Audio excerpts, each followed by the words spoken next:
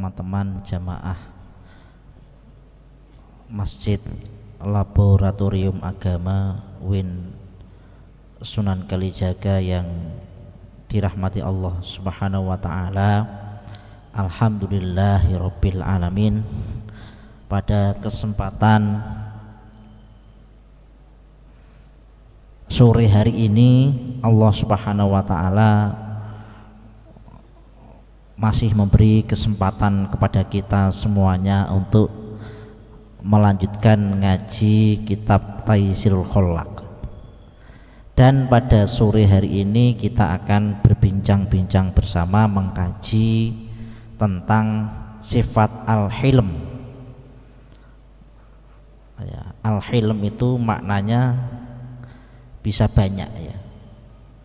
Bisa aris, ramah, kemudian malu, kemudian mengalah dan lain-lain ya. Nanti kita coba bedah ya, bagaimana memahami sifat al-hilm ya, salah satu dari sifat akhlakul mahmudah yang telah dicontohkan oleh Nabi Muhammad SAW sebagai manusia yang akhlaknya adalah Al-Quran, sebagai manusia yang paling tinggi akhlaknya ya, sehingga oleh Allah Subhanahu wa taala nabi yang dipuji akhlaknya itu ya hanya Nabi Muhammad sallallahu alaihi wasallam.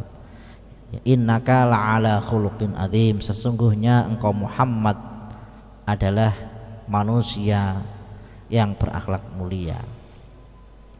Jadi kalau ditanya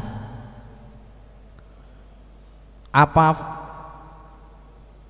yang menjadi faktor utama keberhasilan Nabi Muhammad SAW di dalam mendakwahkan Islam atau menyebarkan agama Islam di seluruh muka bumi ini, maka kalau kita boleh objektif itu karena adalah ketinggian akhlaknya, bukan karena kecerdasannya, meskipun Nabi juga cerdas, bukan Nabi itu ahli perang atau hal-hal yang lain yang mengikuti atau yang menempel pada Nabi Muhammad SAW, tetapi faktor utama yang menjadi penentu kesuksesan dakwah Islam ya adalah karena ketinggian akhlak. Jadi Islam itu bisa banyak pengikutnya karena akhlak, dan Islam akan juga sebaliknya, kemunduran Islam itu juga karena akhlak ya. Jadi ini penting bagi teman-teman kita semuanya yang bergelut di dalam dunia akademik atau intelektual, yang terus harus menyertai ilmu itu dengan akhlak. Bukan berarti ilmu itu enggak penting, ilmu tetap penting. Jadi orang cerdas, jadi orang pinter, jadi orang yang berilmu, jadi intelektual, jadi orang yang menguasai bidang kepakaran ilmu tertentu itu penting. Tetapi kalau itu tidak dibarengi dengan akhlakul karimah, tentu itu akan menjadi sia-sia ya. Maka pentingnya ngaji pada sore hari ini, seharian kita ditempa oleh teori-teori modern ya dari barat dan timur dengan keahliannya masing-masing, dari saintek, ekonomi, usuluddin, syariah, tarbiyah ya kan, dan adab, mungkin semuanya lah, semua fakultas di UIN ini. Tetapi sesekali kita penting untuk mengupgrade dan mengupdate ilmu tentang akhlak. Nah, makanya pada kesempatan sore hari ini sebagai pengantar, mari kita lanjutkan ngaji sifat al-hilm yang sebenarnya secara teori itu mudah, yang sulit adalah prakteknya, mengamalkannya ya. Jadi sekali lagi yang di depan ini belum tentu yang paling bisa mengamalkan, tetapi saya mengajak diri saya pribadi dan teman-teman mahasiswa semuanya, marilah kita introspeksi diri, kita muhasabah sejauh mana sifat al-hilm yang telah dicontohkan dan dipraktekkan Nabi Muhammad SAW sedikit bisa kita contoh ya, sedikit kita bisa tauladani ya. Laqad kana fi Rasulillahi uswatun hasanah ya, keteladanan, contoh, role model kalau sekarang ya. Maka mendakwahkan agama sebenarnya nggak perlu banyak ceramah kayak saya Mbak Mas, tapi langsung prakteknya gimana itu orang bisa melihat ya. Kalau orang melihat orang itu sopan kan bisa melihat tuh, wah ini Mas Yuda sopan, itu kelihatan. Pak Jian kurang sopan kan kelihatan ya. Contoh gitu, akhlak itu kan orang bisa melihat menilai ya, karena berkaitan dengan hubungan antar manusia, hubungan sosial lah ya. Sebelum kita ngaji kita mengirim suratul Fatihah sekali kepada para guru kita, para auliaillah, wabil khusus kepada pengarang kitab Taisul Kholak ya, Hafidz Mas'ud ya, Al Ustadz Hafidz Mas'ud dari Mesir. Semoga kita semuanya mendapatkan barokah dari ngaji kitab ini. Lahumul Fatihah. A'udzu billahi minasyaitonir rajim. Bismillahirrahmanirrahim. Alhamdulillahi rabbil alamin. Arrahmanir rahim. Maliki yaumiddin. Iyyaka na'budu wa iyyaka nasta'in. Ihdinas siratal mustaqim. Shiratal ladzina an'amta 'alaihim ghairil maghdubi 'alaihim waladdallin. Amin. Nggih, saya baca dulu nggih yang ada bawa kitab. Sebenarnya filenya saya punya. Nanti di-share aja ya Mas ya. Sudah ya? Nggih, monggo boleh sambil dibuka HP-nya boleh ya. Boleh mendengarkan, boleh sambil buka kitabnya ya. Sekalian belajar bahasa Arab ya. Bahasa Arab gundul atau bahasa Arab yang enggak ada maknanya kita maknai bersama. Al-hilmu, apa itu al-hilmu? Huwa sifatun tahmilu sahibaha ala tarkil intiqami mimman aghdabahu ma'a qudratihi ala dzalik. Suatu sifat ya, suatu perilaku yang ya membawa pada pelakunya, membawa pada orang yang memiliki sifat khilm untuk meninggalkan, membalas seseorang yang telah membuat marah kepadanya padahal dia mampu untuk membalasnya. Ya, mudahnya begini. Anda sebagai orang yang punya power, apakah itu harta, tahta, jabatan atau pengaruh sosial ya, sosial kapital atau modal, Anda disakiti oleh orang, diejek misalkan, diejek teman Anda, padahal Anda mampu untuk membalasnya atau bahkan mampu melaporkannya kepada pihak berwajib, tetapi Anda tidak membalasnya, bisa menahan diri untuk membalas perilaku seseorang yang tidak nyaman kepada kita meskipun sebenarnya kita mampu untuk membalasnya. Ya, misalkan contoh Mas Yuda, anaknya pejabat misalkan, anaknya menteri, ya kan, dijelek-jelekkan di media sosial oleh seseorang, oleh netizen, oleh ya toh. Oh Mas Yuda pencitraan, dia itu begini-begini, difitnah lah mungkin gitu. Nah, sebagai seorang anaknya menteri, Mas Yuda kan sebenarnya mampulah untuk membalas perilaku itu, baik melakukan somasi atau melaporkan ke pihak yang berwenang. Tetapi Mas Yuda memilih untuk diam dan tidak membalas perilaku buruk atau perilaku yang tidak menyenangkan yang dilakukan oleh orang yang secara derajat di bawah kita. Ya, itu namanya al-khilm. Ya. Atau jenengan misalnya kakak tingkat semester 7 diejek anak semester 1, kan juga berani itu melawan baru anak kemarin sore kan ya. Tetapi Anda memilih untuk diam dan memaafkan, atau kalau memungkinkan menasihati, kamu itu gak boleh menjelek-jelekan saya lebih senior dari kamu ya, tolong kamu untuk berbenah diri ya. Meskipun bisa membalas juga ya, tetapi menahan diri untuk tidak melakukan pembalasan padahal dia mampu untuk melakukan pembalasan yang lebih dari sesuatu yang dilakukan kepadanya yang tidak nyaman itu.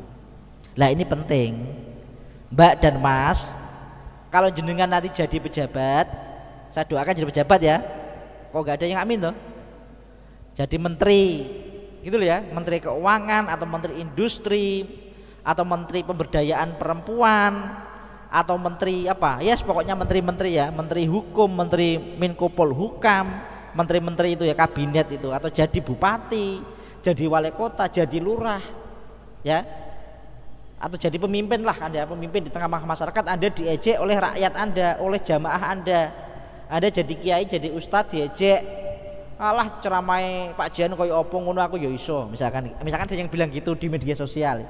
Misalkan ini live TikTok atau YouTube itu ya, tiba-tiba ada yang komen, Pak Jan Dobos itu pinter ngaji tok tapi nggak bisa ngelakoni misalkan ya.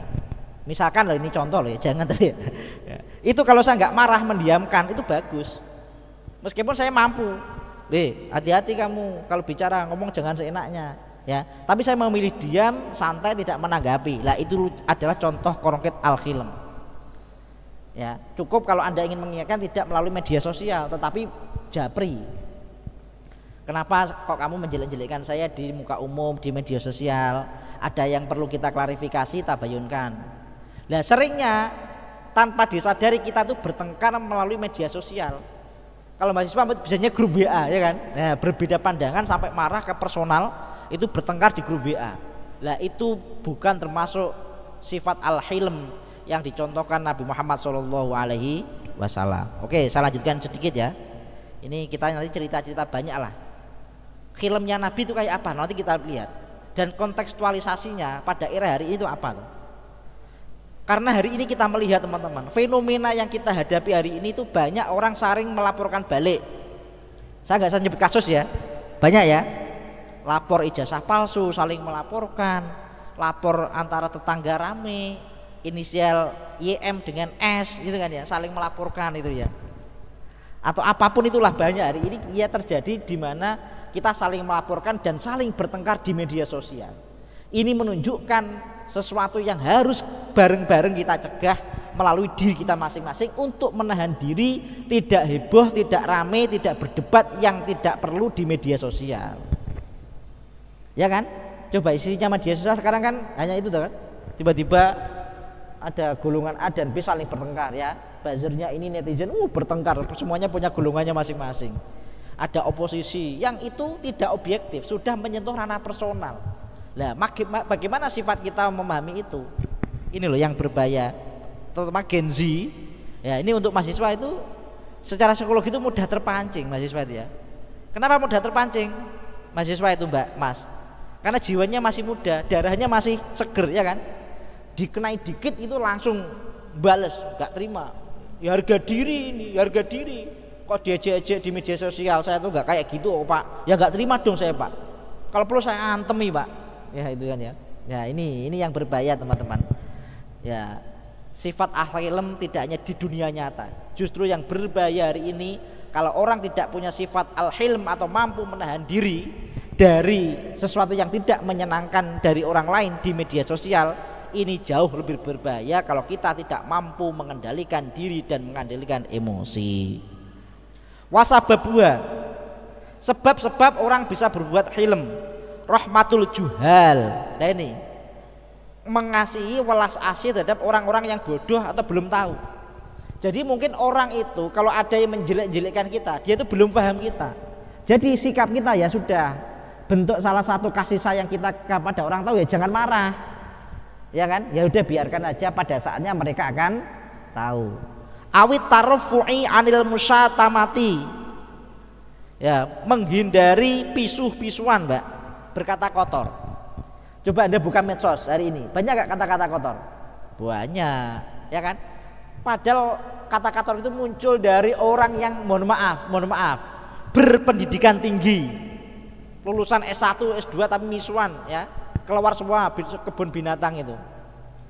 Ini tidak hal-hal yang sangat mudah kita temui di media sosial. Orang punya pendidikan tinggi, ya, debat di TV misalkan atau di media apa. Sangat ramai sekali. Padahal dia itu seorang intelektual, orang yang berilmu. Tetapi kok bertengkar kayak gitu? Karena minimnya sifat al-hilm.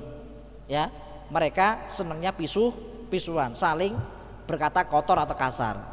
Awil istihya'u min jazail jawab. Ya, orang yang mempunyai sifat al-hilm, dia akan malu untuk membalas apa? Jawaban. Ya. Awil istihya'u min jazail jawab. Kalau sudah dia itu misalkan teman-teman berdebat diskusi kok dia itu sudah nggak jelas omongannya, ya kan, nggak logis, nggak objektif, ya sudah nggak usah ditanggapi, malah jenengan marah-marah.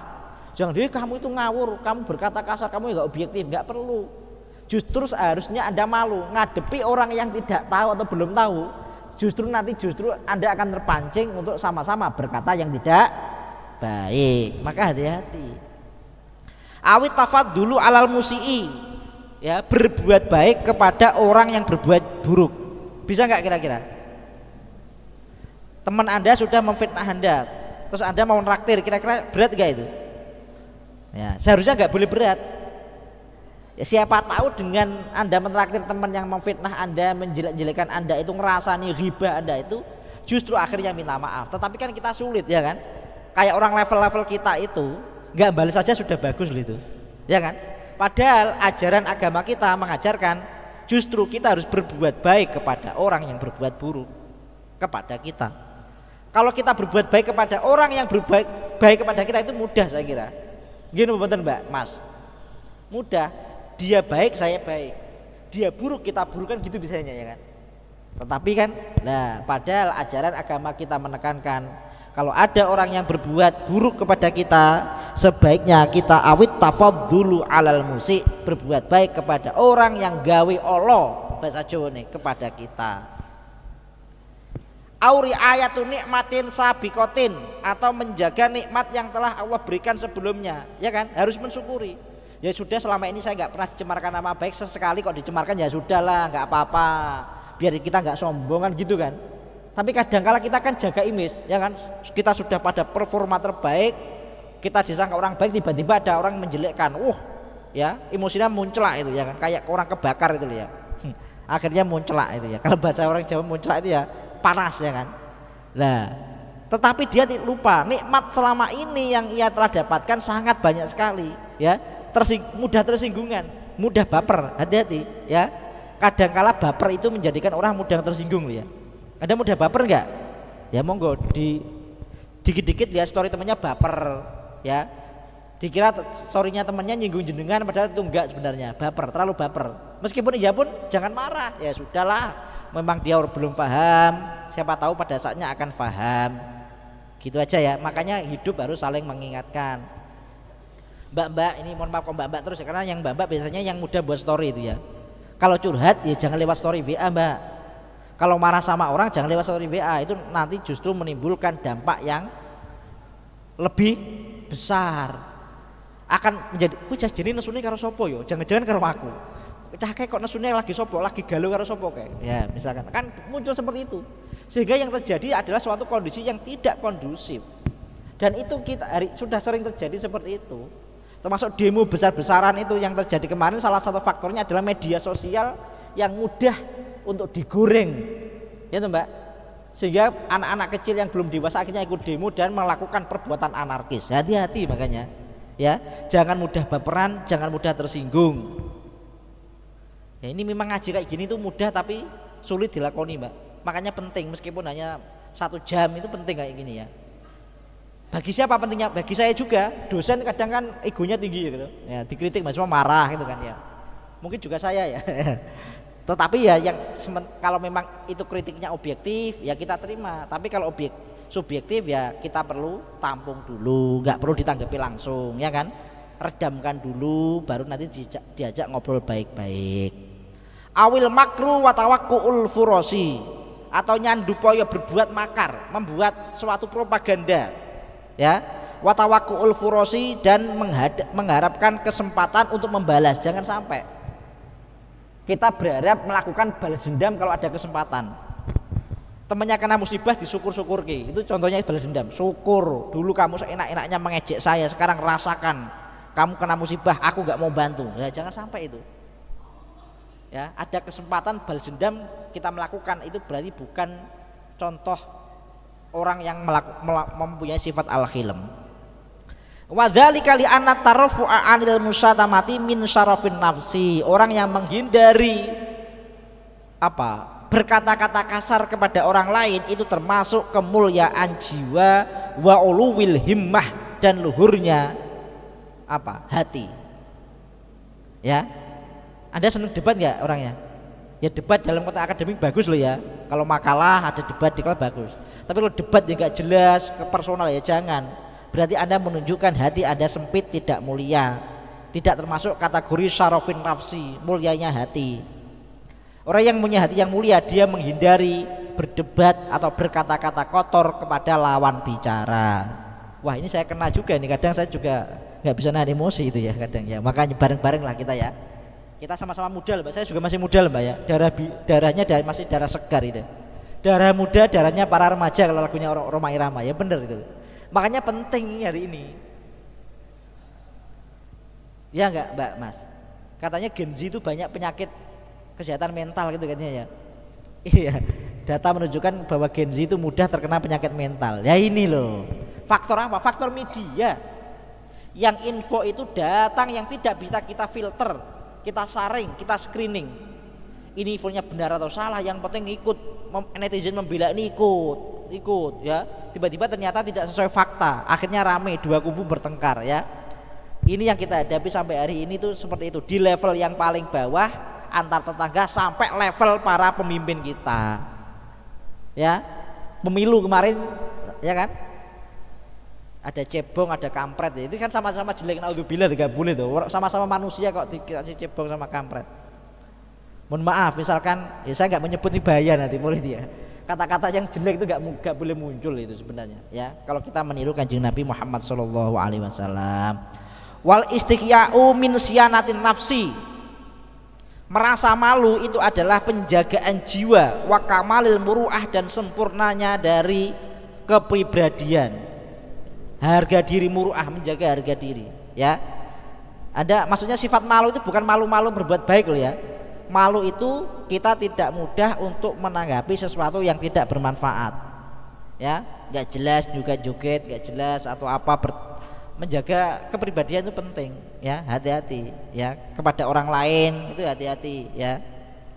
Wari'ayatun ni'mah as-sabiqah minal wafa'i, menjaga nikmat terdahulu untuk kita syukuri. Wal makru wa tawakku'ul furasi minad dahai li anna man dhuhara ghadabuhu qalla kaituhu. Orang yang nampak marahnya emosional, orang kok temperamental, berarti dia itu sebenarnya sempit pikirannya. Kalau orang itu lapang hatinya, diserang santai aja ya sudah, memaafkan ya kan. Jadi kalau Anda sering emosi, sering emosional, sering temperamental, sering berkata-kata kasar, meluap-luap, berarti memang perlu berpikir secara lebih mendalam dan meluas, sehingga mudah menerima keadaan. Kita tidak bisa mengendalikan keadaan orang lain ya, gitu kan ya, biasanya munculnya. Tetapi kita harus bisa mengendalikan diri kita sendiri.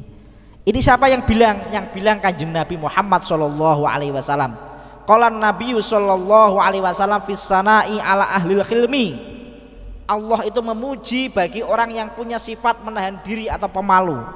Innallaha, sesungguhnya Allah, yuhibbu, Allah mencintai, menyukai, niresnani kalau bahasane Jawa nih, al hayyiya, pada orang yang bisa punya sifat malu, al halim tur aris, orang yang bisa menjaga diri ya untuk tidak sering berbuat marah. Wa yubghidu al-fakhisa, dan Allah bendu, murka kepada orang yang melakukan perbuatan jelek, al-badhi'a turkang olo gunemani. Allah tidak menyukai orang-orang yang jelek ucapannya. Ini hati-hati ya. Nabi Muhammad SAW adalah contoh pribadi yang tidak pernah marah. Marahnya Nabi itu pasti marahnya karena Al-Quran. Nah ini saya membacakan beberapa kisah. Pak, Kanjeng Nabi dulu itu apa pernah digoda orang nggak Pak? Atau pernah dinakali orang? Pernah. Contoh, ini yang pertama dari hadis yang diriwayatkan oleh sahabat Anas bin Malik dalam kitab Sahih Bukhari. Pada suatu hari di dalam perjalanan, seorang Arab Badui ya, orang Arab Badui itu orang ya mungkin nggak berpendidikan gitulah kalau sekarang ya, menarik keras jubah Nabi ya. Nabi itu pakai jubah, ditarik dari belakang sehingga meninggalkan bekas merah yang ada di leher Nabi, ditarik gitu ya. Lalu ia berkata, wahai Muhammad, berikan aku harta yang ada padamu. Ya namanya orang nggak berpendidikan, intinya yaitu pengen apa yang dipakai oleh Nabi, ditarik dari belakang sampai lehernya merah Nabi itu. Apa yang balasan Nabi? Kalau seandainya saya jadi Nabi langsung tak tempeleng orang itu, ya kan, lalu sampai merah ya, ditarik dari belakang itu. Nabi ternyata tersenyum dan memberikan orang itu sesuatu hadiah. Ada orang yang menyakiti Anda baik secara fisik atau mental, tiba-tiba ayo tak traktir, tak kirimi angkringan itu, apa, nasi kucing sama apa gitu, ada? Enggak. Pasti marah-marah kan? Nabi enggak. Ya, karena Nabi menyadari orang ini adalah orang Badui. Jadi Nabi enggak marah, tapi justru tersenyum dan memberikan hadiah kepada orang Badui. Yang kedua, Nabi pernah punya hutang, ditagih dengan kasar. Seorang lelaki Yahudi namanya Zaid bin Sa'nah menagih hutang Nabi dengan kasar. Ya. Kemudian ketika itu ada sahabat Umar marah, ya, kepada orang yang Yahudi yang menghutangi Nabi, nagihnya kasar. Hei Muhammad, ndang disuruh utangi, ini itu kan. Tentu seorang Umar bin Khattab sebagai sahabat Nabi yang terkenal tegas itu marah. Tapi jawaban Nabi apa?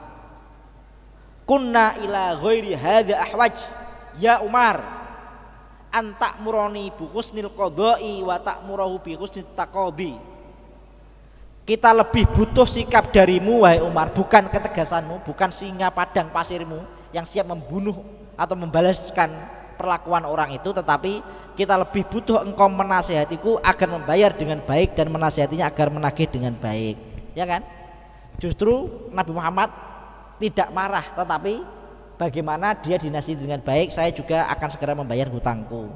Ini ada di dalam kitab hadis, teman-teman semuanya. Yang ketiga, dalam perang Uhud, ya, dalam perang Uhud gigi Nabi itu pernah patah, teman-teman, dan wajahnya berdarah. Ya, para sahabat meminta Nabi untuk melaknat orang itu. Ya Allah, ya wahai Nabi, berdoalah kepada malaikat agar orang-orang itu ditimpa gunung Uhud.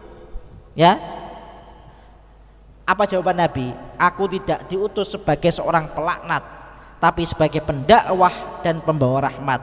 Ya Allah, berilah hidayah kaumku karena mereka tidak tahu. Nabi tidak marah loh ya. Nabi sampai giginya patah, wajahnya berdarah oleh orang-orang kafir, tapi Nabi tidak mau mendoakan buruk.